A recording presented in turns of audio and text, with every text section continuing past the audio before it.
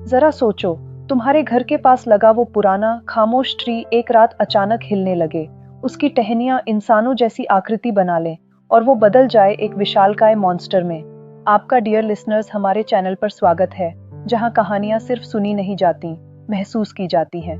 आज हम बात करेंगे मूवी अ मॉन्स्टर कॉल्स की। कहानी हमें मिलाती है एक 13 साल के कॉनर से। कॉनर की दुनिया बाहर से जितनी शांत दिखती है, अंदर से उतनी ही उथल पुथल से भरी है। वो हर रात एक ही भयानक सपना देखता है, एक अंधेरी रात, एक पर्वत का किनारा और उसकी माँ का हाथ जो धीरे धीरे उसके हाथ से फिसलकर एक गहरी खाई में गिर जाता है। कॉनर चीखता है, पर उसकी आवाज किसी तक नहीं पहुंचती और हर बार उसकी आंख खुल जाती है।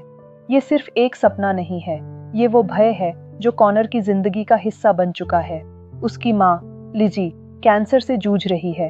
वो घर का सारा काम खुद करता है, अपनी माँ के लिए नाश्ता बनाता है और हर पल ये उम्मीद करता है कि कीमोथेरेपी का अगला दौर शायद कोई जादू कर दे। उसकी माँ उसे यकीन दिलाती है कि सब ठीक हो जाएगा, पर उनकी आंखों में छिपी थकान एक दूसरी ही कहानी कहती है। कॉनर की जिंदगी में एक और मुश्किल है, स्कूल। वहाँ हैरी नाम का एक युवक और उसके दोस्त उसे अकेला पाकर तंग करते हैं। वो उसे मारते हैं, गिराते हैं, पर कॉनर कुछ नहीं कहता, जैसे उसने इस दर्द को भी अपनी किस्मत मान लिया हो। वो इतना अकेला है कि उसे लगता है जैसे वो सबके लिए अदृश्य हो गया है। किसी को उसके होने या न होने से कोई फर्क ही नहीं लगता। घर पर उसकी नानी उसके साथ रहने आती है, जो काफी सख्त हैं और जिनके साथ कॉनर का रिश्ता कुछ खास अच्छा नहीं है। उसे अपनी नानी का घर एक म्यूजियम जैसा लगता है, जहां हर चीज को छूना मना है। वो बस चाहता है कि उसकी माँ जल्दी से ठीक हो जाए और सब कुछ पहले जैसा हो जाए। फिर एक रात कुछ ऐसा होता है जो कॉनर की दुनिया को हमेशा के लिए बदल देता है। वक्त था ठीक 12:07 का। बाहर से एक गहरी गूंजती हुई आवाज आती है। कॉनर विंडो से बाहर देखता है तो वो हैरान रह जाता है। उसके घर के पास चर्च के कब्रिस्तान में लगा वो पुराना विशाल वृक्ष, जिसकी शाखाएं आसमान में फैली थीं, अब हिल रहा था। वो सिर्फ एक वृक्ष नहीं था, वो एक मॉन्स्टर में बदल रहा था। उसकी शाखाएं जमीन से निकलकर पैरों की शक्ल ले रहे थे, टहनियां हाथों की तरह फैल रही थीं और उसके तने पर दो जलती हुई आंखें कॉनर को घूर रही थीं। कॉनर भय से कांप जाता है, पर वो मॉन्स्टर कहता है, मैं तुम्हारे लिए आया हूं कॉनर। कॉनर चिल्लाता है, चले जाओ यहाँ से। मगर वो मॉन्स्टर कहीं जाने के लिए नहीं आया था। वो कहता है कि वो उसे 3 कहानियां सुनाने आएगा, और जब वो अपनी 3 कहानियां सुना चुका होगा, तब कॉनर को उसे अपनी चौथी कहानी सुनानी होगी। और वो चौथी कहानी कॉनर का अपना सच होगी, उसका वो भयानक सपना जिसे वो किसी को नहीं बताना चाहता। इसके बाद कॉनर खुद को अपने कमरे में पाता है, जो पत्तों से भरा हुआ था। वो समझ जाता है कि ये कोई सपना नहीं था। अगली रात ठीक 12:07 पर वो मॉन्स्टर फिर आता है अपनी पहली कहानी सुनाने। ये कहानी थी एक पुराने राज्य की, जहां एक दयालु राजा था। उसके सारे बेटे जंग में मारे जा चुके थे, सिवाय एक पोते के जो उसका वारिस था। राजा ने एक जवान औरत से दूसरी शादी कर ली, लेकिन प्रजा को लगा कि ये नई रानी जरूर राजा को मारकर तख्त पर कब्जा करना चाहती है। कुछ वक्त बाद राजा बीमार होकर मर गया। अब रानी ने राजकुमार से शादी करने की पेशकश की ताकि वो फिर से रानी बन सके, लेकिन राजकुमार तो एक किसान की बेटी से प्यार करता था। वो दोनों भाग गए और रात में उसी पुराने वृक्ष के नीचे सो गए, जो अब मॉन्स्टर बनकर कॉनर को कहानी सुना रहा था। सुबह जब राजकुमार जागा तो उसने देखा कि उसकी प्रेमिका मर चुकी थी। उसने वृक्ष से मदद मांगी और वृक्ष जिंदा हो उठा। राजकुमार ने पूरे गांव में इल्जाम लगा दिया कि रानी ने ही उसकी प्रेमिका को मारा है। गुस्से में लोगों ने महल पर हमला कर दिया और रानी वहां से भागने पर विवश हो गई। कॉनर को यह सुनकर गुस्सा आया। वो बोला, रानी तो बुरी थी, उसे सजा मिलनी चाहिए थी। लेकिन मॉन्स्टर ने कहा, सच वो नहीं है जो दिखता है। असल में रानी ने किसी को नहीं मारा था। राजकुमार ने खुद अपनी प्रेमिका को मार दिया था, ताकि वो रानी पर इल्जाम लगाकर लोगों की सहानुभूति जीत सके और आसानी से राजा बन जाए। और उसने ऐसा ही किया। वो एक महान राजा बना और सालों तक खुशी खुशी राज किया। कॉनर हैरान था, एक कातिल अच्छा राजा कैसे हो सकता है? मॉन्स्टर ने समझाया, इंसान इतने सीधे नहीं होते कॉनर, कोई पूरी तरह अच्छा या बुरा नहीं होता, हम सब बीच में कहीं होते हैं। अगले दिन स्कूल में हैरी उसे फिर परेशान करता है। घर पर कॉनर को एक और बुरी खबर मिलती है। उसकी मां पर कीमोथेरेपी का असर नहीं हो रहा। उसके पिता, जो अमेरिका में अपनी नई फैमिली के साथ रहते हैं, उससे मिलने आते हैं। कॉनर अपने पिता से कहता है कि वो उसे अपने साथ ले जाएं। वो अपनी नानी के साथ नहीं रहना चाहता, लेकिन उसके पिता के पास भी कोई जवाब नहीं था। वो बस कुछ दिनों के लिए आया था। कॉनर एक बार फिर अकेला महसूस करता है। उस रात 12:07 पर मॉन्स्टर उसे दूसरी कहानी सुनाने आता है। ये कहानी थी एक लालची हकीम की और एक पादरी की। उस गांव में लोग नई दवाइयों पर भरोसा करने लगे थे और हकीम की बनाई दवाइयों को बेकार मानते थे।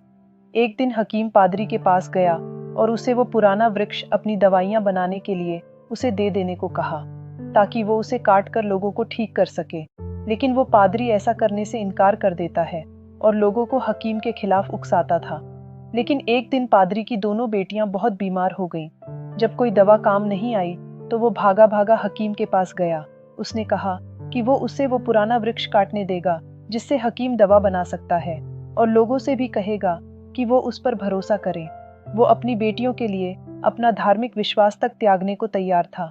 लेकिन हकीम ने कहा, अब बहुत देर हो चुकी है, और अगली सुबह पादरी की दोनों बेटियों की मौत हो गई।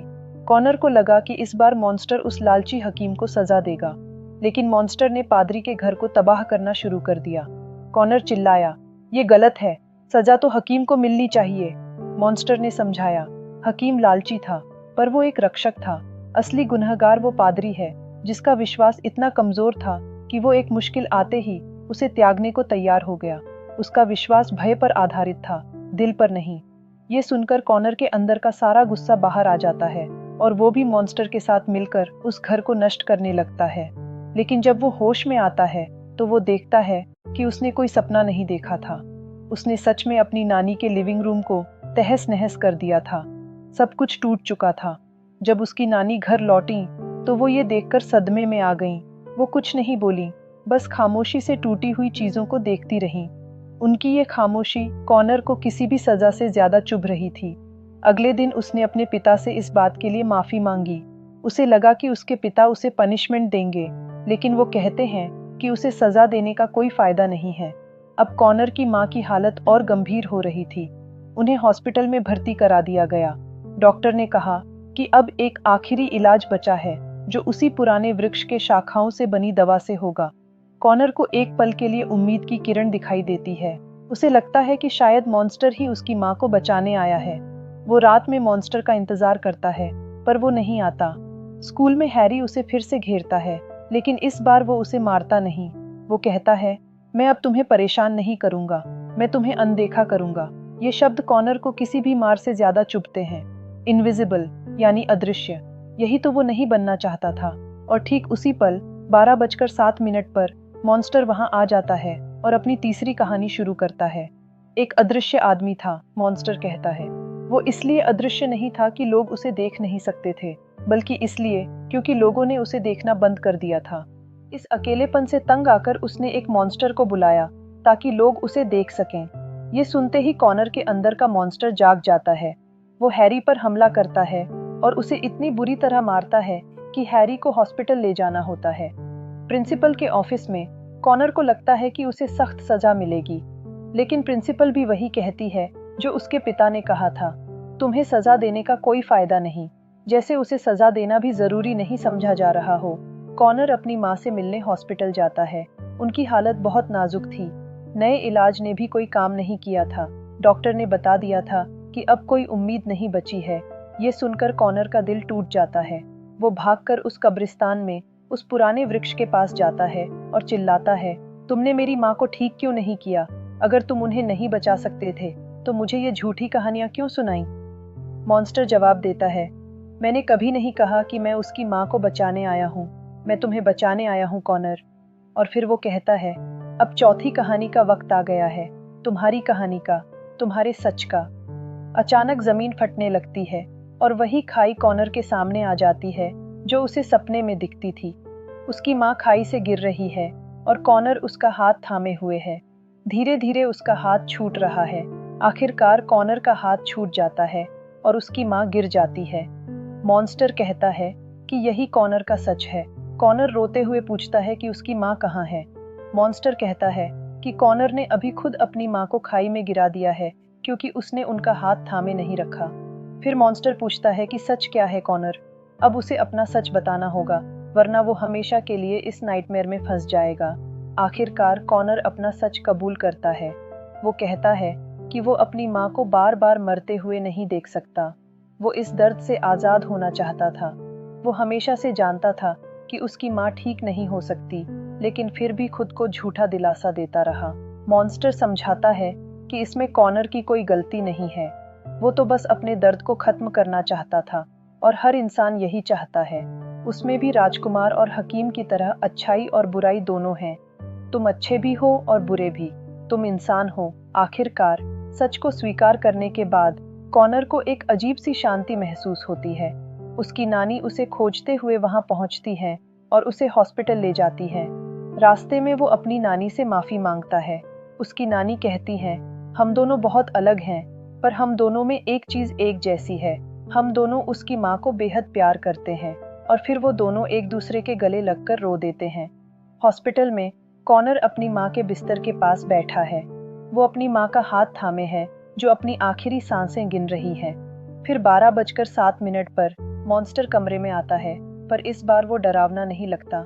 कॉनर अपनी माँ से लिपटकर कहता है, माँ मत जाओ, मैं तुम्हारे बिना कैसे जीऊंगा।